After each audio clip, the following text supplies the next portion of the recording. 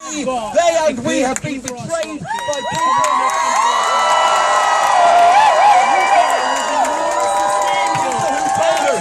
If we left the EU, we would have 350 million quid a week to spend on our NHS. We're losing that. We've lost that in a matter of moments on the stock exchange, for pity's sake. This is a proud country, and it's proud because it is internationalist and it reaches out to other communities and other countries. I just got back from Brussels this afternoon, and I went to speak to people over there to say, do not believe what Farage tells you. Do not believe what you read in the papers. The people of Britain are proud to be Europeans.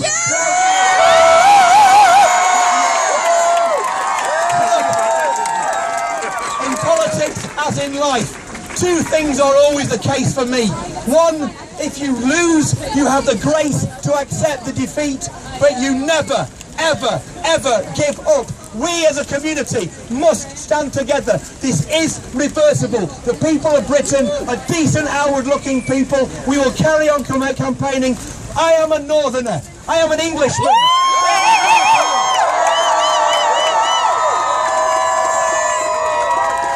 I am a northerner, an Englishman. I'm a Briton. I am a European. I am a citizen of the world.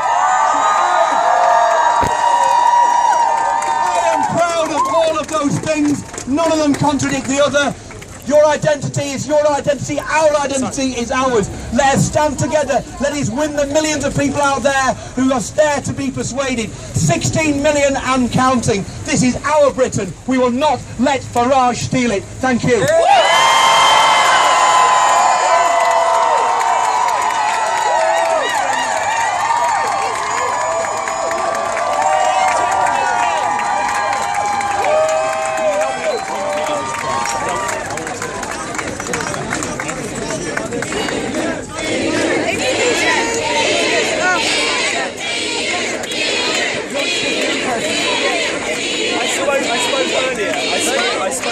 And someone asked me to come and speak again. Who wants to talk?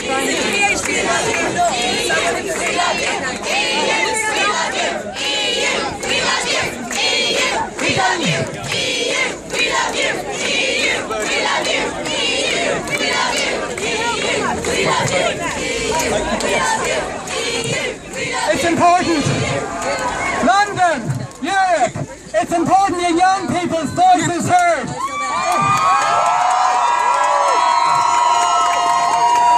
In the Scottish referendum, 16-year-olds and 17-year-olds' voices were heard. And rightly so, because it was their future. But in the EU referendum, the British Parliament stole the voice of 16-year-olds and 17-year-olds, and that's all people. It was wrong. It was a stitch-up. They took the vote from the 16 and 17-year-olds, and it's their future was at stake.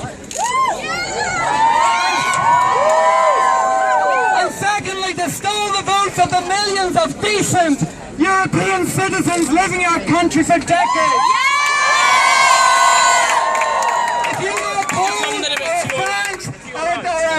Italian living in London for 40 years. You paid your taxes.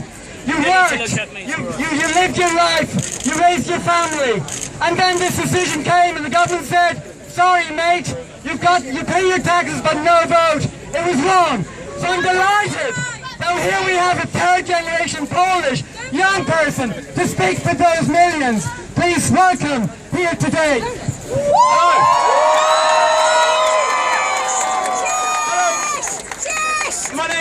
My name's Robert Szymanek. I'm a third generation Polish. Yes. My granddad fought with the British in the Second World War. My grandfather and grandmother came over to Britain after the Second World War as refugees. They were welcomed.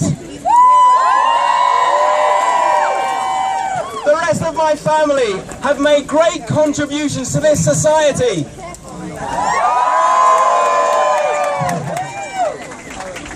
But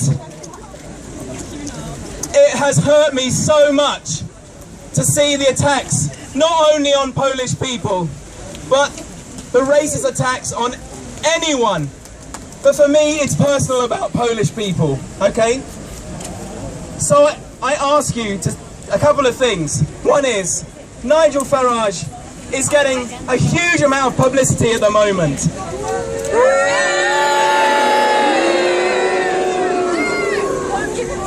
Another thing that's happening is a huge amount of videos are going around social media with incidents of racism, terrible abuse. And the thing that I've noticed, unfortunately, is that I've seen British people in those videos not defending the people who are getting the abuse. Agreed. Please speak up for those people. Please defend them in the street.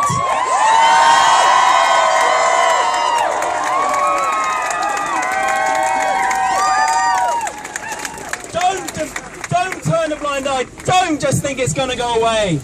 Do something, because to the rest of the world, it looks awful for us. Please. We are representing ourselves through social media. We all have to do something, okay? I know that you're scared, but we all have to do something.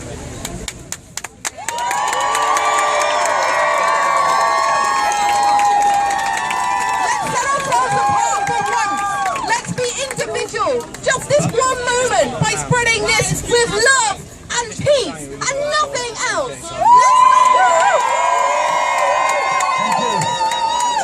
Londoners, we're here for love, as so many people said, and that represents all members of our community. And the next person is going to speak on behalf of precious members of our community, the gay community. I myself, I am Irish, as I said, and I'm also gay. When I came out as a gay man in Ireland, it was life imprisonment with hard labour for being gay. We must not return to those days of hatred. And the first time I got abuse in Britain as an Irishman was on the day of the Brexit vote. That evening, somebody told me to get out of this country and go back to my... They told me to go back to my quote-unquote poor country. No, never! They told me that I had not integrated.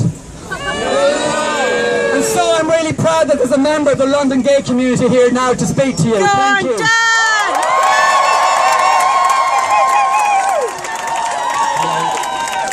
Hello, my name's Dan and I'm from ACT UP London. And that stands for AIDS Coalition to Unleash Power. We love you, Dan. I'm also a grandchild of Polish immigrants. All my grandparents were Holocaust survivors, and I wholeheartedly support everyone who's fighting Nigel Farage and xenophobia and racism everywhere. So thank you. We love you, Dan. I'm here for two reasons. If you hadn't heard, ACT UP for London over the last little while has fought Hold the mic closer to your mouth, Dan. Closer to your mouth. Yes, so we can hear you. AIDS Day, 2014, we dumped half a ton of shit in front of Nigel Farage and UKIP's South London office. What they said about HIV positive migrants, which make up the most of HIV positive people here in the UK. They said that, frankly, the last people who we should allow into the UK are people living with HIV. So, myself and my better half, and a few other people from ACT UP London, we went to their South London office, dumped half a ton of shit with an AIDS ribbon over it. On World AIDS Day. A few months later, we occupied Nigel Farage's pub with what's called the Beyond UKIP Cabaret with ACT UP London and lots of other groups to say you cannot be scared of our diversity. So thank you everyone who's fighting Nigel Farage.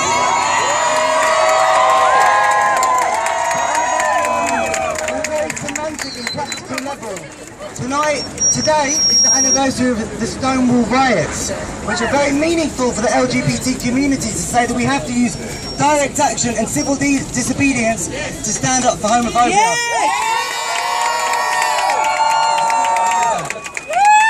I've never done anything by the book in my life, but for once We booked Trafalgar Square today for the Stonewall anniversary to remember Orlando.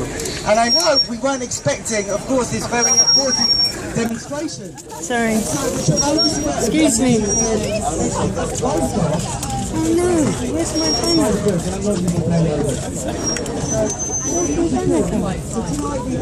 Sorry, can I just get my banner out?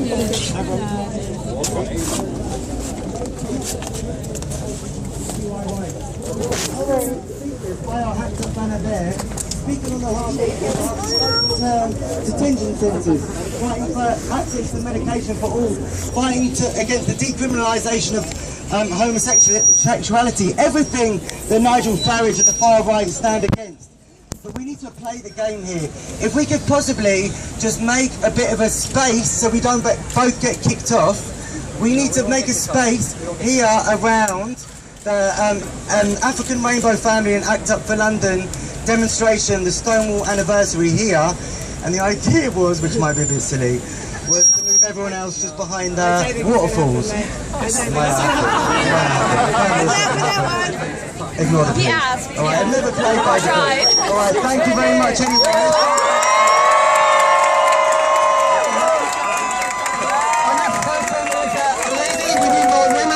So here's Ruth to speak. Thank you, Ruth. Hello. And hold it up. Hold it high as you can. Hello, everybody. Hi. Michael Farage has kept saying that he wants, or we've got, our country back. I'm 63. I do not want the country back of the 70s, where people who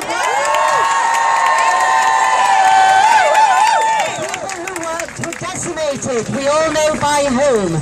I do not want the country back which was ruled by people who were straight, white, non-Jewish, non-mixing people who did not accept people. But I just want to say a small anecdote. I'm here to represent a Jewish refugee of 98 who walked here from Vienna. She worked till she was 68. She didn't take a single penny in benefits, and her husband died at 50. She did everything she could to work for this country, and she was welcomed in the 40s, having left all her family behind who were shot. Now, she was representative of somebody who worked hard. And one of the things which this government has done, which I'm not sure many of you are aware of, is when they say the welfare bill is so huge because of all the benefits paid to people who come into our Britain, it isn't. They've put the pension inside the welfare bill. So the welfare, to me, pension is not a benefit, it is a right.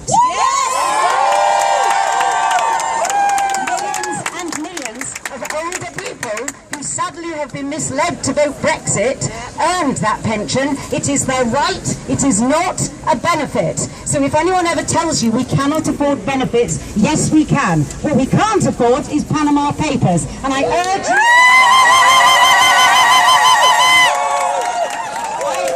you all now to write to all your MPs to ask them to resurrect the Panama Papers, because it is a disgrace and disgusting. And thank you for coming in the pouring rain.